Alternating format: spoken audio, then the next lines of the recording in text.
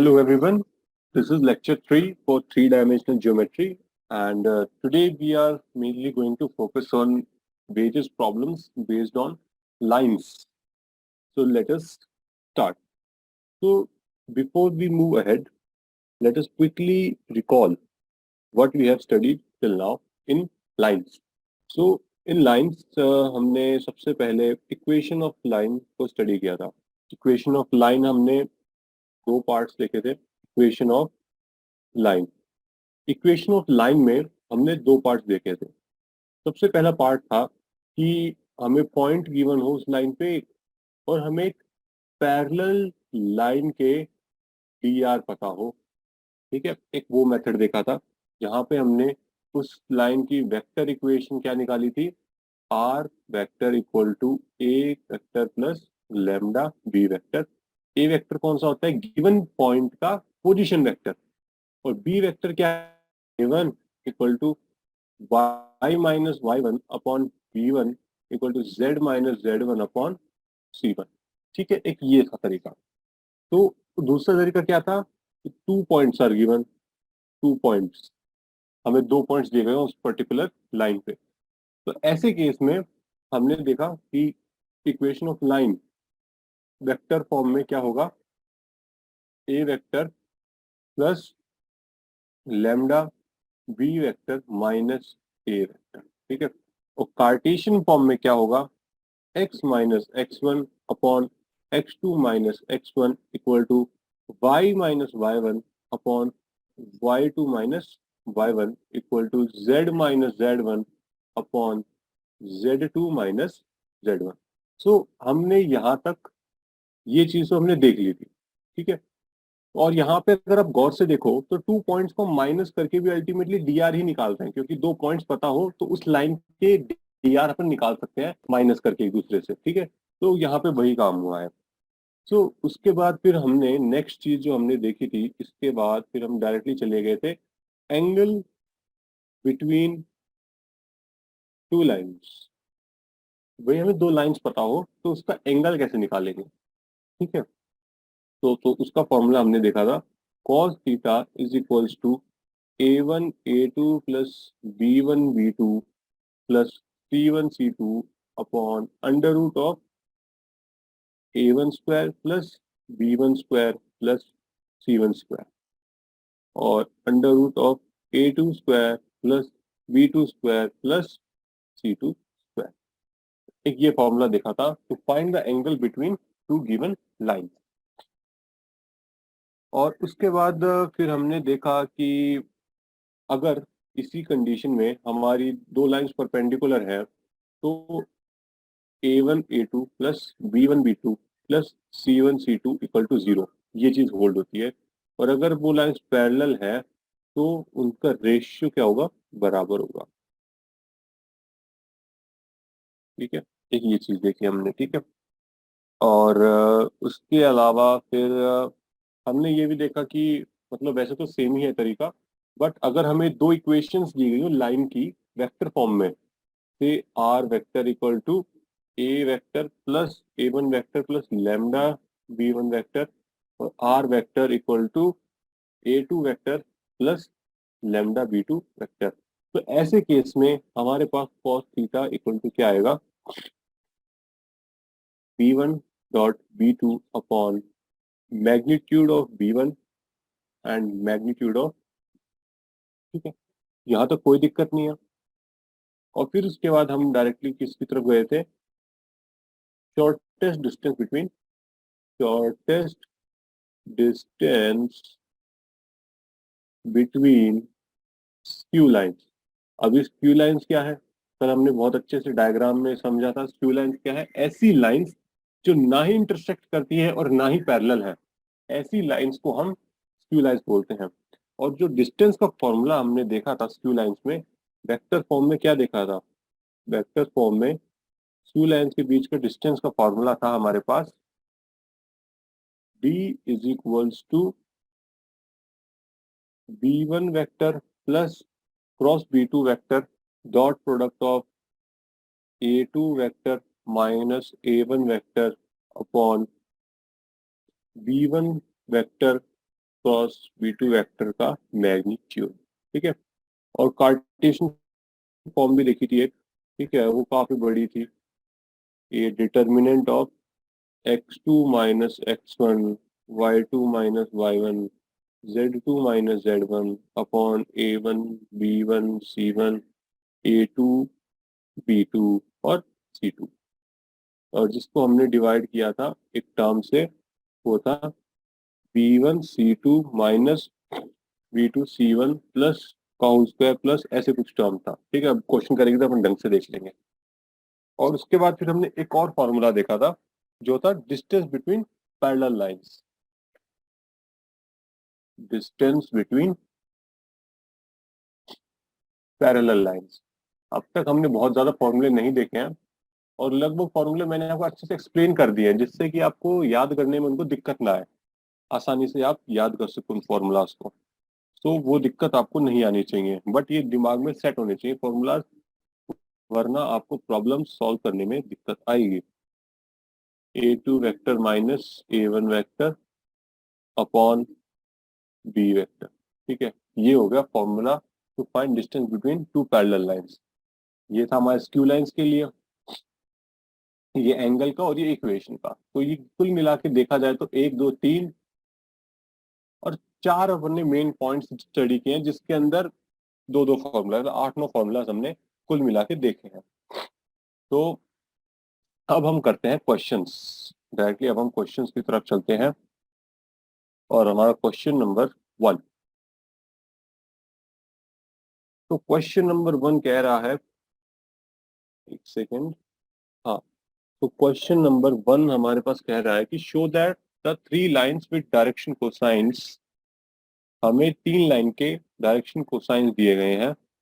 L1 की direction cosines है 12/13 minus 3/13 minus 4/13, और L2 के हमें डायरेक्शन कोसाइंस दिए गए हैं 4/13, 12/13 और 3/13, और L3 के डायरेक्शन कोसाइंस हमें दिए गए हैं 3/13 माइनस 4/13 और 12/13, and we need to show that these show these lines are mutually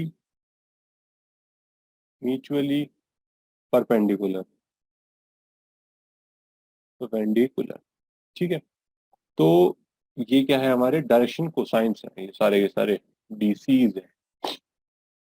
alright, सो पहले आप रिकॉल करो, देखो फॉर्म क्वेश्चन को समझो अब, कि हमारे पास 3 लाइंस हैं, और इन 3 लाइंस को हमें क्या करना है, म्यूचुअली परपेंडिकुलर शो करना है। मतलब यहाँ पे किसकी बात हो रही है, एंगल्स की बात हो रही है।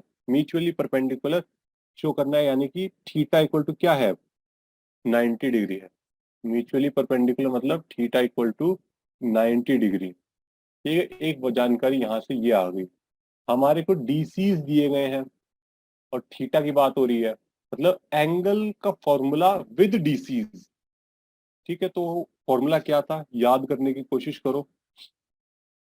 तो वो फॉर्मूला हमारा था cos theta equal to L1 L2 plus M1 M2 plus N1 N2। यही था हमारा फॉर्मूला, जहाँ पे L1 M1 N1 क्या है, DCs of line 1, and L2 M2 N2 क्या है, डीसीज ऑफ लाइन 2। तो अब बचा क्या इस क्वेश्चन में, कुछ नहीं बचा, क्योंकि हमने इस क्वेश्चन को पूरी तरह से खोल दिया है। क्वेश्चन को खोल के समझना is very important, then you can easily solve the question, क्योंकि फंडामेंटल लेवल पे लेके आओ। म्यूचुअली परपेंडिकुलर शो करना है, मतलब थीटा क्या होगा, 90 डिग्री दिखाना है अपने को। और यहाँ पे थीटा 90, थीटा आया मतलब एंगल आया। एंगल के लिए कौन सा फॉर्मूला होता है अपना, ये वाला फॉर्मूला होता है। और डीसीज की बात हो रही है, तो डीसीज के लिए कौन सा फॉर्मूला पढ़ा था अपन ने, थीटा और डीसी के बीच में रिलेशन कौन सा था, यही वाला था। अब क्या करना है, इनको म्यूचुअली परपेंडिकुलर दिखाना है, तो पहले L1 परपेंडिकुलर L2 दिखा दो, L2 परपेंडिकुलर तो L3 दिखा दो, और उसके बाद क्या दिखा दो, L1 परपेंडिकुलर टू L3। तो अगर जब आप ये 3 चीजें शो कर देंगे, तो आपकी जो लाइंस हैं, जो तीनों लाइंस हैं, वो म्यूचुअली परपेंडिकुलर हो जाएंगी। बिल्कुल ठीक बात है। चलो पहले अपन इस केस को पकड़ते हैं। तो अपन पहले क्या करेंगे, अपन पहले क्या कर रहे हैं, L1 परपेंडिकुलर टू L2 ये शो करेंगे। तो मतलब यहाँ पे थीटा क्या है, 90 डिग्री होगा। तो cos 90 क्या होता है, 0 होता है। तो मतलब अपने को ये चीज इक्वल टू 0 दिखानी है। तो L1 परपेंडिकुलर टू L2 दिखाना है। तो L1 L2 M1 M2 plus N1 N2 equal to 0। तो अपन कौन सी लाइन लेते हैं, L1 L2, मतलब ये और ये। तो सॉल्व करो इसको। 12/13, 4/13, ठीक है, ठीक जा रहे हैं।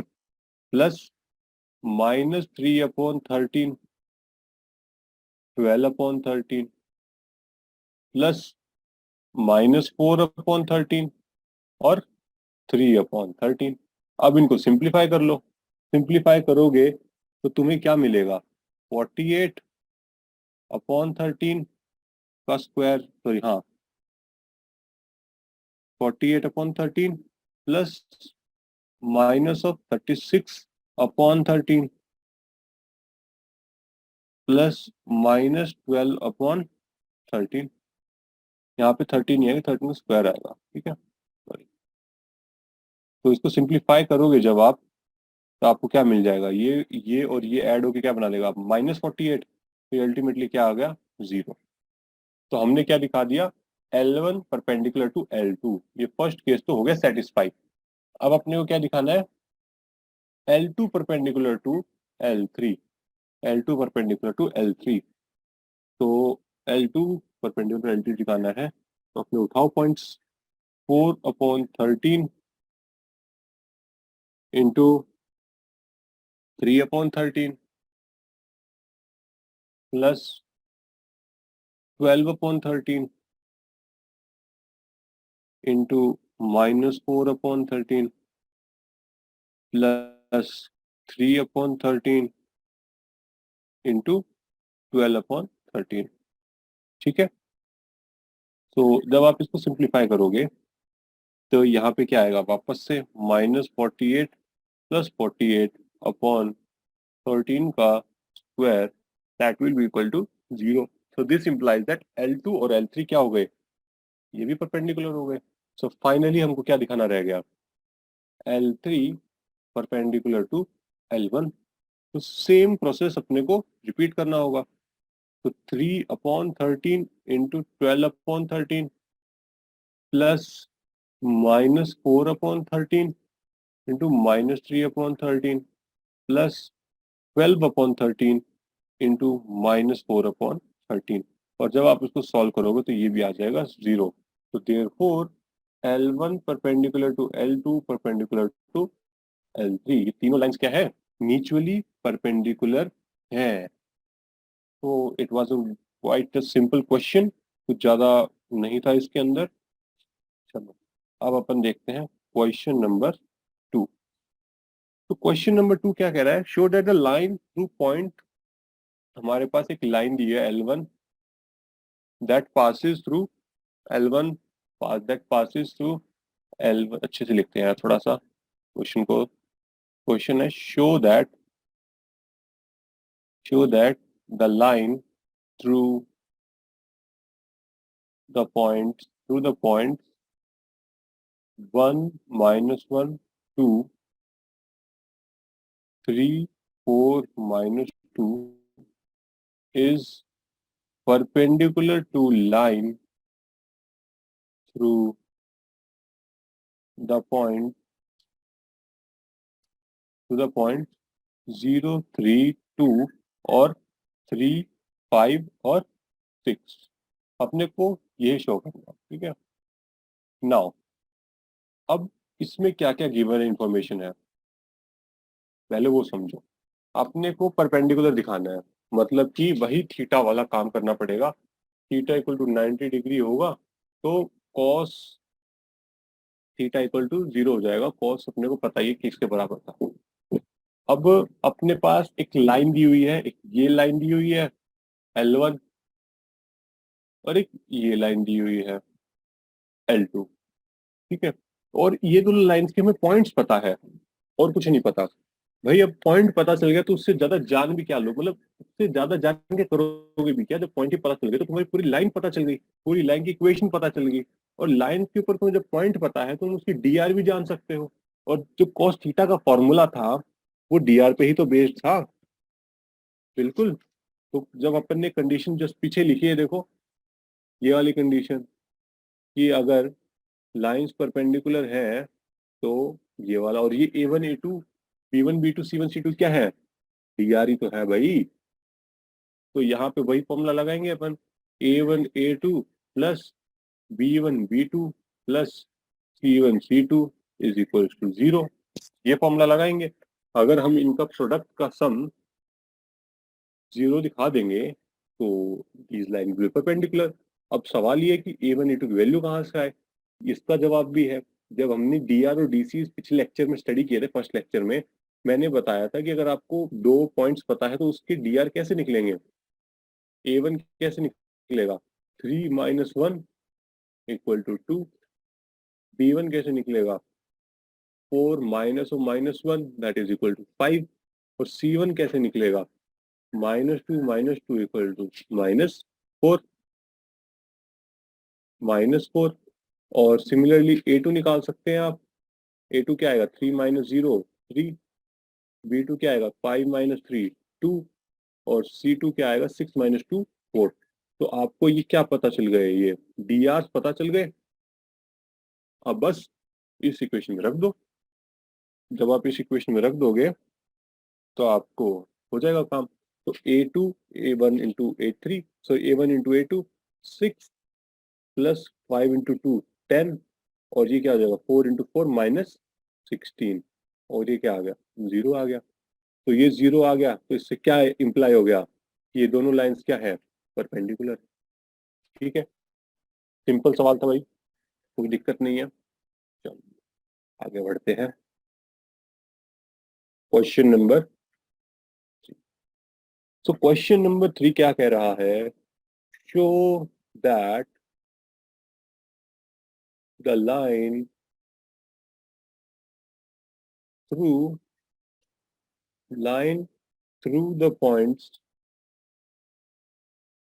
line through the points 4, 7, 8, 2, 3, 4 is parallel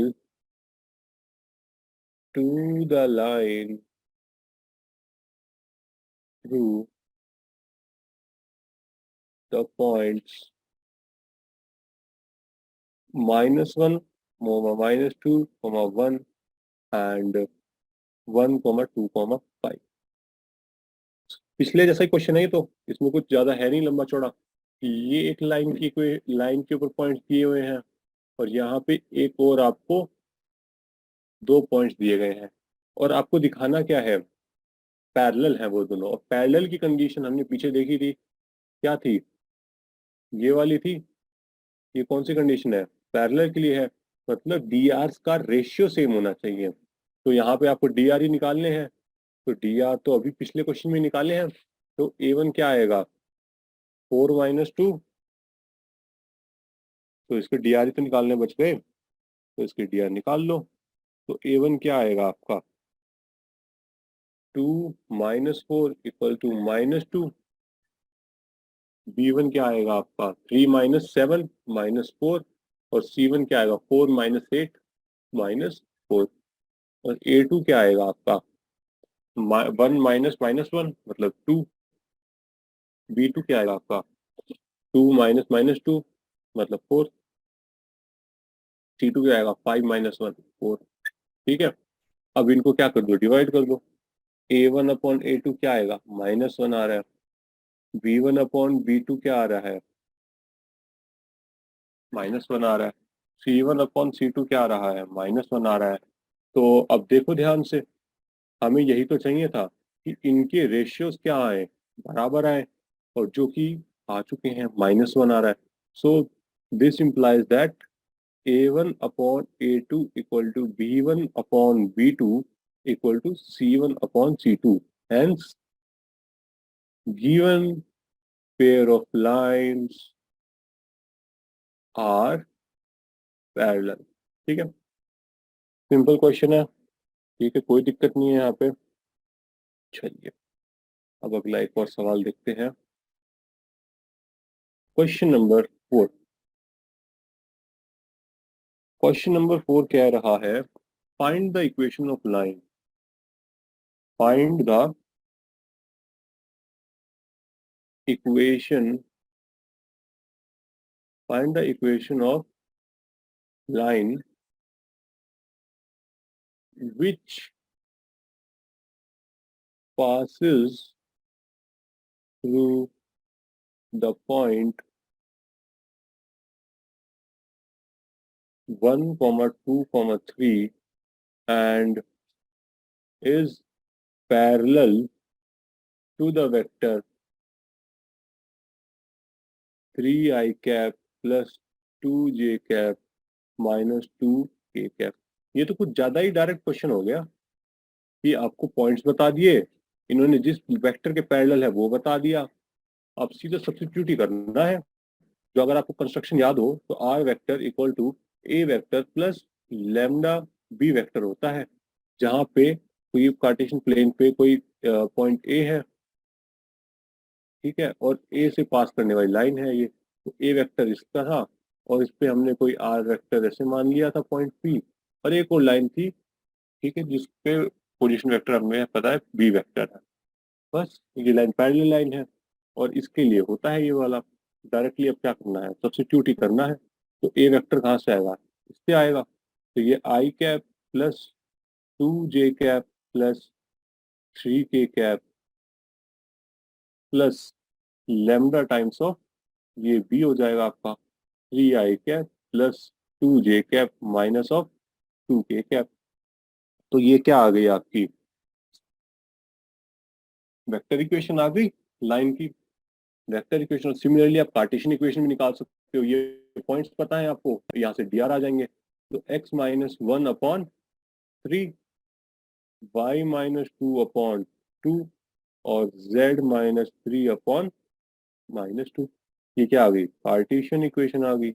ये क्या आ गई, वेक्टर इक्वेशन आ गई। बहुत ही सिंपल सवाल था ये तो, इसमें तो दिमाग लगाने जैसा कुछ था ही नहीं। चलिए अगला क्वेश्चन देखते हैं। Find the equation of line. अगला क्वेश्चन कह रहा है, find the equation of line in vector and partition form that that passes through the point with position vector 2i cap minus j cap plus 4k cap and is in direction I cap plus 2j cap minus k cap। देखिए भाई, हमें क्या दिया गया है कि हमारा vector equation निकालनी है। Vector equation of line that passes through a given point whose position vector is a vector and is parallel to given vector b vector। हमें ये दिया हुआ है कि ए एक ये, एक सेकेंड, हाँ, तो हमारे पास एक वेक्टर ये दिया हुआ है और एक वेक्टर ये दिया हुआ है। ये पोजीशन वेक्टर है उस लाइन के ऊपर, ये वाला पोजीशन वेक्टर है उस लाइन के ऊपर, और ये जो है पैरेलल वेक्टर है। अब सिंपली क्या होगा, इसका सॉल्यूशन वही होगा जो पिछले किया है, पीछे किया अपन ने। इसमें कुछ नया नहीं होगा, यही है। और सिंपली इसमें आपको सब्स्टिट्यूट कर देनी है वैल्यूज, इसका आंसर भी आपका आ जाएगा। ये बहुत सिंपल है। आप, मैंने इसका आइडिया दे दिया है कि इसमें रखने से आएगा, अब आप खुद रखना है इसके ऊपर, ठीक है। चलिए क्वेश्चन नंबर 6। क्वेश्चन नंबर 6 क्या कह रहा है, find the Cartesian equation find the Cartesian equation of the line which passes through the point -2, 4, -5 and parallel to given line x plus 3 upon 3 equal to y minus 4 upon 5 equal to z plus 8 upon 6। तो हमें क्या करना है, एक equation निकालनी है line की, partition equation निकालनी है टू बी वेरी स्पेसिफिक। और उस लाइन के ऊपर हमें एक पॉइंट पता है -2, 4 और -5, और वो जो लाइन है वो इसके पैरेलल है। तो इसके पैरेलल है तो उसके dr क्या हो गए उस लाइन के, यही हो गए भाई 3, 5 और 6। तो आपको a की वैल्यू क्या पता चल गई, 3 हो गई, b की वैल्यू क्या पता चल गई, 5 हो गई, c की वैल्यू क्या पता चल गई, 6 हो गई। ठीक है, तो उसके अलावा और क्या क्या चाहिए था आपको, ये जो पॉइंट्स हैं ये आपको, हमें इसमें जो ये फॉर्मूला होता है अपना y minus y1 upon b, z minus z1 upon c, यही चाहिए होता है अपने को। और इस केस में हमारे पास x1 की वैल्यू क्या है -2, y1 की वैल्यू क्या है 4 और z1 की वैल्यू क्या है -5। तो सिंपली पुट करो x plus 2 upon 3 equal to y minus 4 upon 5 equal to z plus 5 upon 6। बहुत ही सिंपल क्वेश्चन है, मजा भी नहीं आ रहा है इसको करने में। कुछ बेहतर सवाल देखते हैं। क्वेश्चन नंबर 7 ये नहीं करेंगे, मैं बस लिख देता हूँ आपके लिए, आप खुद कन्वर्ट करना है इसको। The partition equation of line is x minus 5 upon 3 equal to y plus 4 upon 7 equal to z minus 6 upon 2. Write its vector form. आपको इस लाइन की वेक्टर फॉर्म निकालनी है, तो ये काम आप खुद करेंगे, मैं नहीं बताऊंगा। इसका मैं सॉल्यूशन बता देता हूँ। फाइनल आंसर इसका आएगा r vector equal to 5i cap minus 4j cap plus 6k cap plus lambda times of 3i cap plus 7j cap plus 2k cap. ये इसका है final solution, and you have to do it by yourself. Do yourself homework है ये आपके लिए, बहुत simple question है। ठीक है, इसमें कुछ ज्यादा मेहनत है ही नहीं। चलिए अपन अब चलते हैं नेक्स्ट क्वेश्चन पे। नेक्स्ट क्वेश्चन क्या है, question number 8। Find the vector equation, find the vector equation and the Cartesian equation and the Cartesian equation of the lines that passes through the origin and 5, -2, 3। देखो भाई, ये अब ये वाला question कौन से हिस्से में चला गया, उस हिस्से में है आ गए हम जहाँ पे हमें दो पॉइंट्स दिए हुए हो और हमें इक्वेशन जाननी हो लाइन की। तो दो कौन कौन से पॉइंट दिए गए हैं, एक ओरिजिन बोला गया है और एक ये पॉइंट दिया गया है। ओरिजिन यानी कि 0,0,0। और जब हमारे पास दो पॉइंट्स दिए जाते हैं तो उस केस में हमारी इक्वेशन क्या हो जाती है, वेक्टर फॉर्म में क्या इक्वेशन होती है हमारी, वेक्टर इक्वेशन हो जाती है r vector equal to a vector plus lambda times of b vector minus of a vector where lambda belongs to r।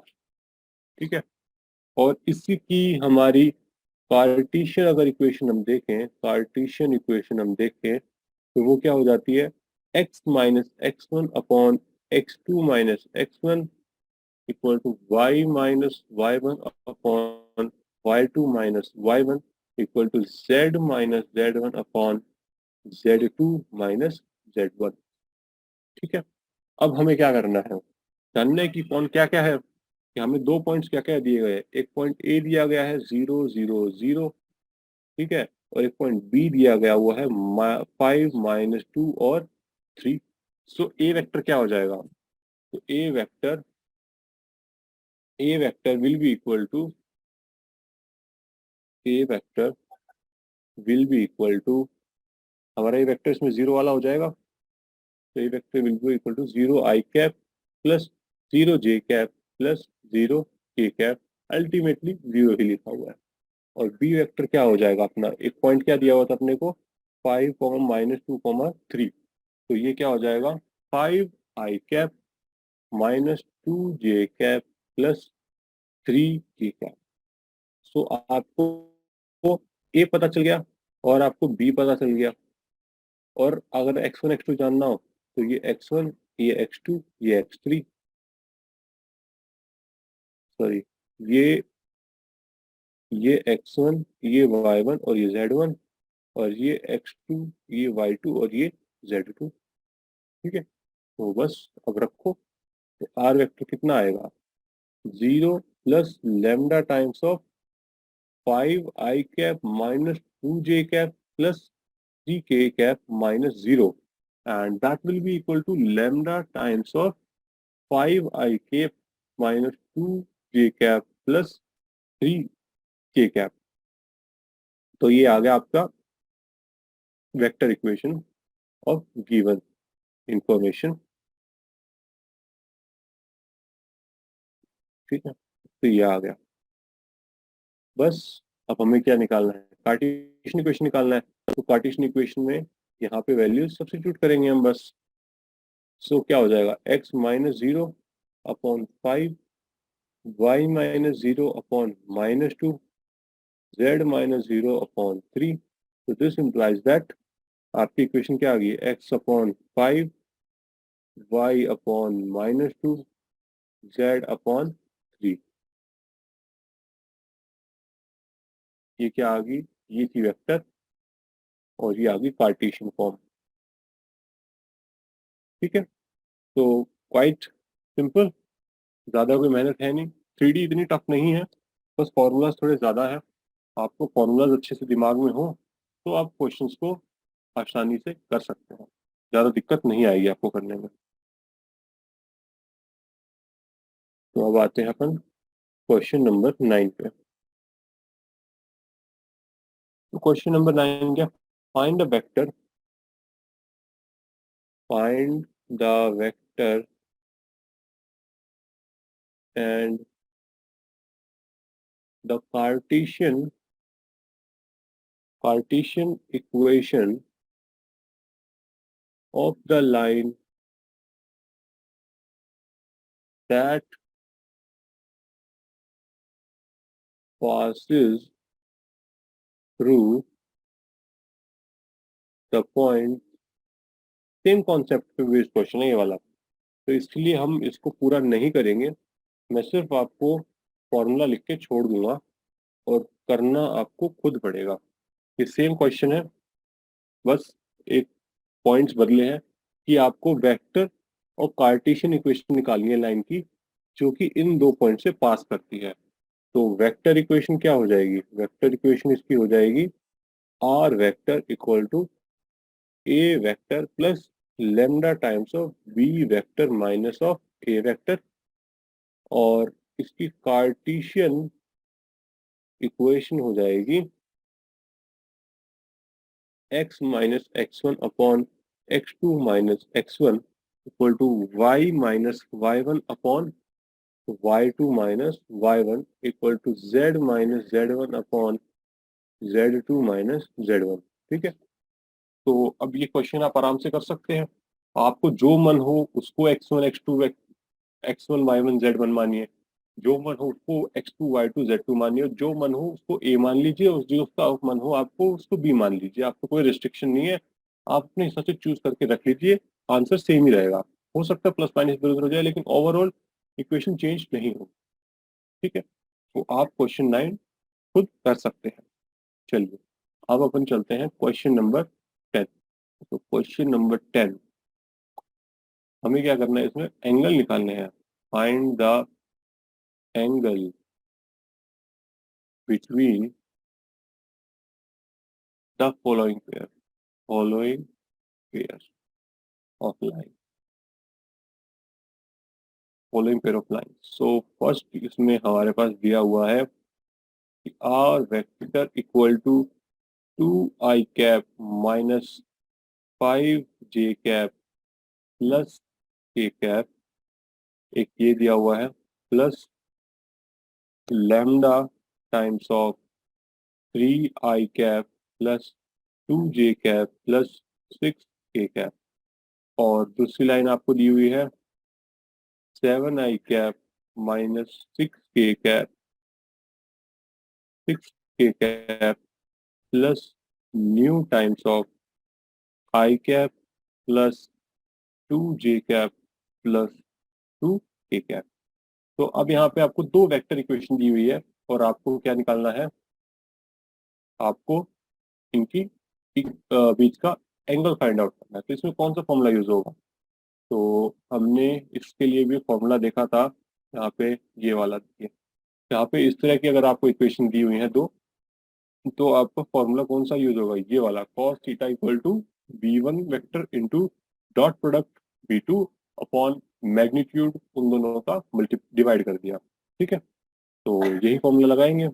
वैसे हमने इसको अच्छे से एक्सप्लेन किया था लास्ट वीडियो में कि ये कैसे आ रहा है, तो उसमें कोई दिक्कत वाली बात है नहीं। आप, मैं अगर नहीं भी दिखाता तो भी आप कर सकते थे इसको। तो उसी फॉर्मूले को हम यहाँ पे इस्तेमाल करेंगे। तो हम यहाँ पे क्या यूज करने वाले हैं, cos theta is equal to b1 vector dot b2 vector upon b1 vector magnitude upon b2 vector का मैग्नीट्यूड। ठीक है, तो नाउ b1 और b2 को यहाँ पे क्या करना है, अपने सब्स्टिट्यूट करना है। तो ये जो टर्म है ये वाला, ये क्या होगा, b1 होगा, और ये क्या होगा आपका, b2 होगा। बस रख दीजिए, कुछ नहीं बचा इसके अंदर। b1 और b2 का डॉट प्रोडक्ट निकालिए, 3i plus 2j plus 6k into i plus 2j plus 2k upon under root in the magnitude divide कीजिए 9 प्लस 4 प्लस 36, 1 प्लस 4 प्लस 4। तो ये क्या आ गया, 3 × 1 3 प्लस 2 4 और 12 डिवाइडेड बाय ये क्या हो जाएगा, अंडर रूट 49 यानी कि 7, और ये क्या हो जाएगा, अंडर रूट 9 यानी कि 3। और इसको आप सिंप्लीफाई करेंगे तो 12 plus 4 16 plus 3 19 upon 21। So cos theta equal to क्या आ गया, therefore therefore there therefore cos theta is equal to 19 upon 21। 9 next page पे लिखते हैं, नीचे लिखा नहीं जा रहा। cos theta is equal to 19 upon 21. So this implies that theta is equal to cos inverse 19 upon 21. ठीक है, सिंपल क्वेश्चन था, दिक्कत नहीं थी इसमें भी, डायरेक्ट फॉर्मूला बेस्ड सवाल है। हो सकता है बाद में अपन कुछ घुमा के करने वाले भी सवाल करें, बट फिलहाल से तो हमारे पास स्ट्रेट फॉरवर्ड सवाल है। थोड़ी आप प्रैक्टिस कीजिए जिससे आपका हाथ बैठ जाए इन पे, इनको खुद से करना बहुत जरूरी है जिससे कि आपका हाथ बैठे। तो आपके लिए अब एक मैं लिख रहा हूँ होमवर्क प्रॉब्लम, ये आपको खुद करना है। R vector equal to 3i plus j minus 2k plus lambda times of i minus j minus 2k। और एक और लाइन क्या है अपनी, 2i minus j minus 56k plus mu times of 3i cap minus 5j cap minus 4k cap. तो ये दो lines हैं आपके पास, और इसके अंदर B1 ये हो जाएगा, B2 ये हो जाएगा। सेम फॉर्मूला को यूज करना और निकाल लेना। ठीक है, this is the homework problem for you. Okay, so let us move ahead to question number 11. So what do we have? फिर से एंगल निकालना है। Find the angle between following pair of lines etc. blah blah blah। ठीक है, so first question है हमारे पास इसमें x minus 2 upon 2 equal to y minus 1 upon 5 equal to z plus 3 upon minus 3। और दूसरी लाइन है अपने पास x plus 2 upon minus 1 equal to y minus 4 upon 8 equal to z minus 5 upon 4। सो ये तो होगी आपकी इंफॉर्मेशन जो आपको इसके फाइंड करने में काम आएगी। तो अब ये बात आती है कि इसको करेंगे कैसे। अब इसको करना है बहुत आसान। ठीक है, तो अगर आप इसमें देखें तो आपको इक्वेशन दी हुई है, और cos थीटा इक्वल टू क्या होता है, L1 L2 plus M1 M2 plus N1 N2, ये भी होता है। ठीक है, और टू लाइंस, और ये 2 5 और -3, ये क्या है, DC डी आर्स है ना। तो हमें A1 A2 ए सॉरी, अपने पास A1 B1 और C1 की वैल्यूज पता है, A2 B2 और C2 की वैल्यूज पता है। तो ये जब हमें वैल्यूज पता है तो इसकी मदद से आप L1, या फिर आप ये फॉर्मूला नहीं यूज करना चाहते हो तो आप वो भी यूज कर सकते हैं कि cos theta equal to A1 A2 plus B1 B2 plus C1 C2, वो भी कर लीजिए, कोई फर्क नहीं पड़ता, एक ही बात है। A1 square plus B1 square under root of A2 square plus B2 square plus C2 square. तो A1 B1 C1 पता है आपको, A2 B2 C2 पता है, बस वैल्यू सब्स्टिट्यूट कर दीजिए। डायरेक्ट फॉर्मूला बेस्ड क्वेश्चन है, तो ये भी इजीली हो जाएगा। तो क्वेश्चन नंबर 12, क्वेश्चन नंबर 12 क्या है, ठीक है चलो कुछ तो लगाया हमारे पास, अब तक सब कुछ मोनोटोनस चल रहा था। Find the values, find the values of P so that the line 1 minus x upon 3 equal to 7y minus 14 upon 2p equal to z minus 3 upon 2, and 7 minus 7x upon 3p equal to y minus 5 upon 1 equal to 6 minus z upon 5 are right angle. चलो भाई, ढंग का सवाल आया, इतनी देर बाद कुछ अलग सवाल आया, नहीं तो भाई सेम सवाल करते करते भाई बोर हो गए थे एकदम। तो इस सवाल में देखो, अपने को राइट एंगल दिखाना है कि for what value of P, P की ऐसी कौन सी वैल्यू के लिए ये जो L1 है और L2 है ये हमारा राइट एंगल होगा। मतलब ऐसी एक वैल्यू पता लगाओ पी की कि theta equal to cos theta equal to A1 A2 plus B1 B2 plus C1 C2 equal to क्या आ जाए, 0 आ जाए। राइट एंगल का क्या मतलब है, 90 डिग्री।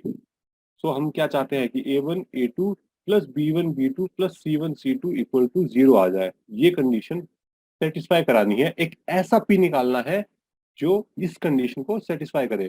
तो find P such that P satisfies this equation. ये बात इन्होंने लिखी नहीं है कि ऐसा करना है, बट छुपा दी है सवाल के अंदर। अगर ये बात लिख देते तो आप सीधा सीधा कर नहीं देते, इन्होंने छुपा दी कि भाई एक ऐसे पी निकालो जो इस कंडीशन को सेटिस्फाई कराए। इतना हमें पता चल गया है। अब देखो A1 A2 A3 A1 B1 C1 और A2 B2 C2 की वैल्यू कौन सी होती है? यही होती है। ठीक है, और उठा के रख दो, सही बात है। बट यहाँ पे कुछ अलग है, यहाँ पे ऐसा नहीं होगा। क्यों नहीं होगा? अगर आपको ध्यान हो तो हमने क्या देखा है कि इक्वेशन, क्या जनरल इक्वेशन कौन सी कैसी दिखती है? अपनी एक इक्वेशन ऑफ अ लाइन ऐसी दिखती है ना। बट हमें क्या दिया हुआ है? हमारा जो फॉर्मेट है थोड़ा बिगड़ा हुआ सा नहीं लग रहा आप लोगों को? कि यहाँ पे 1 - x है, 7y - 14 है, बट हमारे पास क्या होता है? y का तो कोई कोफिशिएंट ही नहीं होता, कोफिशिएंट 1 होता है। यहाँ पे z तो ठीक है, बट कुछ हिला हुआ सा लग रहा है मामला। तो हमें अब क्या करना पड़ेगा? इस इक्वेशन के हिसाब से हमारे जो ये गिवन इक्वेशन है उसको एडजस्ट करना पड़ेगा। तभी हम उस इक्वेशन को कंपेयर करके L1 और L इस इक्वेशन को कंपेयर करके A1 B1 C1 और A2 B2 C2 की वैल्यू पता लगा सकेंगे, और तभी हम P की वैल्यू पता लगा पाएंगे। तो अब हमें करना क्या है कि गिवन इक्वेशन को हमें रिक्वायर्ड इक्वेशन, जो स्टैंडर्ड इक्वेशन होती है, उसमें डालना है। तो स्टैंडर्ड इक्वेशन लिख देता हूँ पहले मैं यहाँ पे, x - x1 upon a equal to y - y1 upon b equal to z - z1 upon c। हमारा गोल ये है। ठीक है, ये डिजाइन लाना है हमें इक्वेशन का। और हमें किस डिजाइन में दी गई है? हमें L1 पहले किस डिजाइन में दी हुई है? 1 - x upon 3 equal to 7y - 14 upon 2p equal to z - 3 upon 2। ठीक है, हमें इसमें लाना है। तो यहाँ पे x नेगेटिव में है और हमें क्या चाहिए? x पॉजिटिव में चाहिए। तो इस साइड से क्या करो? -1 कॉमन निकाल लो। तो जब मैं -1 कॉमन निकालूंगा कुछ ऐसा बन जाएगा। चलो ये तो सेट हो गया। अब यहाँ पे 7 आ रहा है कोफिशिएंट में और हमें क्या चाहिए? 1 चाहिए, तो 7 कॉमन निकाल लो। तो जब मैं यहाँ 7 कॉमन निकाल लूंगा तो ये क्या बच जाएगा? ऐसा बन जाएगा। ठीक है, तो z - 3/2 में कोई दिक्कत नहीं है। बट अभी भी हमारा काम पूरा नहीं हुआ है, क्योंकि यहाँ पे कुछ दिख रहा है आपको? यहाँ पे कोई नेगेटिव साइन नहीं दिख रहा। और क्या आपको यहाँ पे कुछ 7 जैसा कुछ दिख रहा है? नहीं दिख रहा। बट अभी भी इसलिए हमें और एडजस्टमेंट करनी बाकी है। तो इसलिए क्या करो? x - 1 अपॉन -3 कर दो, y - 2 अपॉन 2p अपॉन 7 कर लो, और z - 3/2 को एज इट इज रहने दो। अब इस इक्वेशन और इस इक्वेशन को आप कंपेयर कर सकते हैं, और इनको कंपेयर करने पर आपको क्या मिलेगा? A1 equal to -3, B1 equal to 2p/7 और C1 इक्वल टू क्या मिलेगा? 2। सिमिलरली अब L2 के लिए करेंगे अपन काम। L2 इक्वेशन क्या दी गई है अपने? 7 - 7x/3p और y - 5 इक्वल टू 6 - z/5। ये भी बिगड़ी हुई है, इसकी शक्ल भी पूरी बिगड़ी हुई है, इसकी शक्ल भी ठीक करनी पड़ेगी अपने को। तो इस वाले हिस्से में से -7 कॉमन निकालो, तो क्या होगा? x - 1/3p। y - 5/1 तो ठीक है, और यहाँ से अपने को क्या करना पड़ेगा? -1 कॉमन निकालना पड़ेगा। तो ये क्या हो जाएगा? -1 कॉमन निकालने पर z - 6/5। तो इसको थोड़ा और अच्छे से, थोड़ा सा और मेकअप लगाएंगे, जिससे कि ये हमारा पूरी तरह से हमारे रिक्वायर्ड फॉर्मेट में आ जाए। ये इसको शादी में ले जाने लायक बनाना है अपने को। तो z - 6/-5। अब ये ठीक हो गया है। तो A2 इक्वल टू क्या आ गया? 3p/-7, B2 इक्वल टू 1 और C2 इक्वल टू क्या आ गया? -5। तो अब हमें बस अपनी कंडीशन सेटिस्फाई करानी है। तो A1 क्या आया था अपना? A1 आया था -3 और B1 क्या आया था 2p/7 और C1 क्या आया था 2, यही आया था ना 2p/7 और 2, और A2 क्या है 3p/-7, A2 equal to -3p/7, B2 equal to क्या है 1 और C2 इक्वल टू क्या है -5, वो क्रॉस चेक कर लें, -1 और -3 2p/7 और 2। हाँ ठीक है। अब हमारे पास dr की वैल्यू आ चुकी है और हमें दिखाना क्या था, गोल मत भूलो भाई, गोल याद रखना बहुत इंपॉर्टेंट है कि हमें राइट एंगल दिखाना है, राइट एंगल। तो राइट एंगल के लिए क्या थी कंडीशन, ये वाली कंडीशन थी। तो आओ ये कंडीशन लगाते हैं। तो हमें क्या चाहिए, थोड़ा अलग कलर से लिखते हैं चलिए। हमें क्या चाहिए, हमें चाहिए कि A1 A2 plus B1 B2 plus C1 C2 equal to 0 मिल जाए। तो करिए आओ, -3p/7 plus 2p/7 into -1 plus 2 into -5 equal to 0। ठीक है, तो इसको सिंप्लीफाई करो, 3 × 3 9p/7 plus 2p/7 -10 equal to 0। So this implies that 9 + 2 कितना होगा 11p/7 equal to 10। So this implies 11p equal to 70।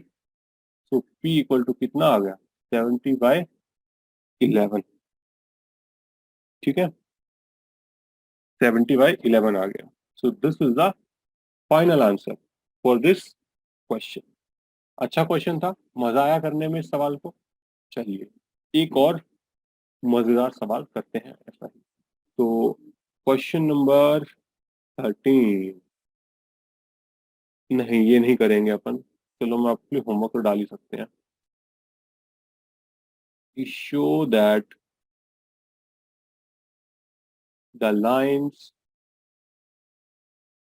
x - 5/7 equal to y + 2/-5 equal to z/1 and x/1 equal to y/2 equal to z/3 are perpendicular, ये दिखाना है। अब ये question तो देखो मैं नहीं करूंगा, होमवर्क, ये सवाल भाई हम नहीं करेंगे, ये आपको खुद ही करना पड़ेगा भाई, देखो ठीक है। चलते हैं भाई आगे चलते हैं अपन। ये बहुत सिंपल सवाल है, ऐसे सवाल हम बहुत कर चुके हैं अभी तक, इस सवाल को भी करेंगे तो कैसे काम चलेगा। Find the shortest distance between the lines। मतलब दो स्क्यू लाइंस दी हुई हैं हमें और उनके बीच का शॉर्टेस्ट डिस्टेंस हमें क्या करना है, फाइंड आउट करना है। ये भी डायरेक्ट फॉर्मूला बेस्ड क्वेश्चन है, इसमें भी कुछ आड़ा टेढ़ा मेढ़ा कुछ नहीं है। I cap -j cap plus k cap and b vector r vector क्या है एक और 2i cap -j cap k cap plus lambda times of 2i cap plus j cap plus 2k cap. So ये है हमारे पास equation दो lines की, और इनके बीच में हमें क्या फाइंड आउट करना है, शॉर्टेस्ट डिस्टेंस। क्या निकालना है, शॉर्टेस्ट डिस्टेंस निकालना है। एक ये लाइन है और एक ये लाइन है।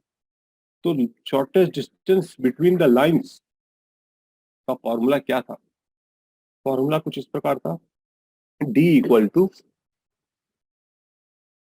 b1 vector cross b2 vector dot product a2 vector minus a1 vector magnitude of b1 vector cross b2 vector. ठीक है, ये हमारा फॉर्मूला था इस क्वेश्चन को करने के लिए। तो अब देखो मन तो सच्ची में बिल्कुल नहीं हो रहा है इस सवाल को करने का, क्योंकि बहुत ही ज्यादा डायरेक्ट सवाल है। कि आपको वैल्यूज दी हुई हैं, आपको बस सॉल्व ही करना बचता है। लेकिन चलो कोई बात नहीं, कर लेते हैं। तो B1 क्या है हमारा, यहाँ पे अगले पेज पे लिखते हैं। चलो, हमारे पास यहाँ पे B1 वेक्टर क्या होगा अपना, B1 वेक्टर होगा अपना i cap minus j cap plus k cap. ठीक है। और B2 वेक्टर क्या होगा आपका, 2 i cap plus J cap plus k cap. और A1 वेक्टर आपका क्या है, i cap plus 2 j cap plus k cap. और A2 वेक्टर यहाँ पे क्या है आपका, 2 i cap minus j cap minus of k cap. तो ये आपके पता लग गया कि क्या क्या है। अब अपने को फॉर्मूला देखो, क्या क्या चाहिए। एक B1 क्रॉस B2 चाहिए, और A2 वेक्टर माइनस A1 चाहिए, और उनका एक मैग्नीट्यूड चाहिए। तो सबसे पहले क्या निकाला जाए, चलो एक काम करते हैं। सबसे पहले A2 vector minus A1 vector निकाल लेते हैं, वो निकालना आसान है क्योंकि 2 - 1 1, -1 -2 -3, -1 -1 -1 -2 के। तो एक चीज तो आ गई चलो अपने पास। अब अपने पास क्रॉस प्रोडक्ट निकालना बचता है। तो क्रॉस प्रोडक्ट आप निकाल सकते हैं, बहुत आसान होता है। कि अगर आपने वेक्टर अलजेब्रा पढ़ा है तो आप आराम से निकाल सकते हैं क्रॉस प्रोडक्ट। जो वहाँ पे तरीका होता है वही हम फॉलो कर रहे हैं। ठीक है। तो this will be equal to I cap 2 times -1 -2 -1 plus J cap. क्या हो जाएगा ये, 2 - 2 प्लस के कैप 2 + 2। ठीक है। सो वी गेट, हमें क्या मिलेगा, -3 आई कैप। और के कैप के लिए हमने क्या सही किया, नहीं किया, देखो गलती कर दी यहाँ पे।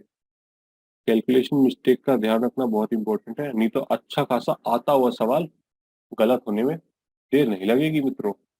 तो यहाँ पे हमारे पास B1 क्रॉस B2 भी आ चुका, और इसका मैग्नीट्यूड भी निकाल लेते हैं अब अपन। तो B1 क्रॉस B2 का मैग्नीट्यूड क्या आएगा, √9 + 9।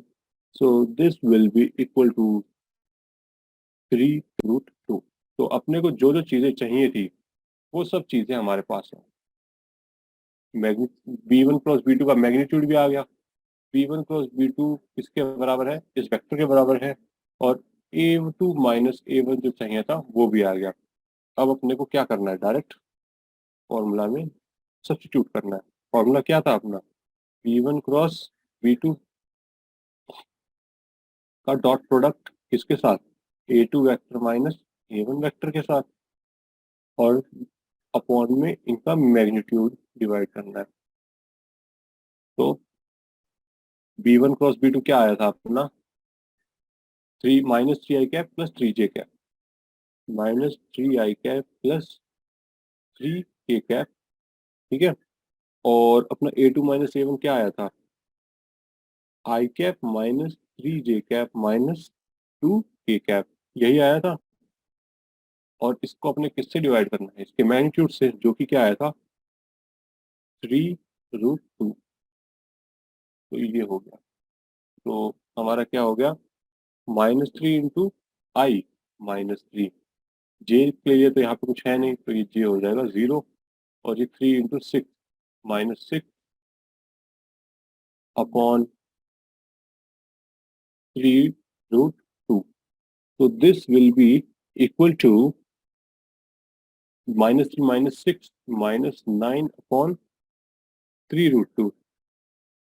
और इसको सिंप्लीफाई कर दो, ये क्या हो जाएगा, 3 से ये आ गया 3 अपॉन √2। तो रिक्वायर्ड डिस्टेंस जो था आपका वो क्या है, 3√2। और आप अगर इसको चाहें तो रैशनलाइज भी कर सकते हैं, इसको थोड़ा और सिंप्लीफाई भी कर सकते हैं, √2 अपॉन √2, मर्जी है। यहाँ पे भी छोड़ दोगे तो कोई दिक्कत वाली बात नहीं है, लेकिन ज्यादा शौक है कैलकुलेशन करने का, कर देना भाई। ठीक है। तो ये आपका आंसर आ जाएगा।